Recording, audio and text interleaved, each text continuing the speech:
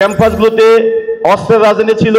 এবং গণরুম guest room culture কিভাবে ক্যাম্পাসগুলোতে বিরাজ করে শিক্ষার্থীদের মৌলিক চাওয়া এবং শিক্ষার্থীদের প্রত্যাশা পূরণে কিভাবে তাদেরকে বঞ্চিত করা হয়েছিল। আমরা গণঅভ্যুত্থান পরবর্তী সময়ে যেই সময়টাতে ছাত্র সংসদের আমরা প্রতিনিধি নির্বাচিত হয়েছি, এই সময়টাতে শুধুমাত্র ক্যাম্পাসকে নতুনভাবে বিনির্মাণ করলে চিন্তা করলে হবে না, এই সময়টাতে আমাদের দেশকে নতুনভাবে বিনির্মাণের জন্য চিন্তা করতে হবে। আমরা শুধুমাত্র দুর্বার গতিতে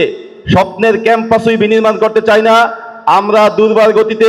স্বপ্নের ক্যাম্পাস বিনির্মাণের পাশাপাশি আমরা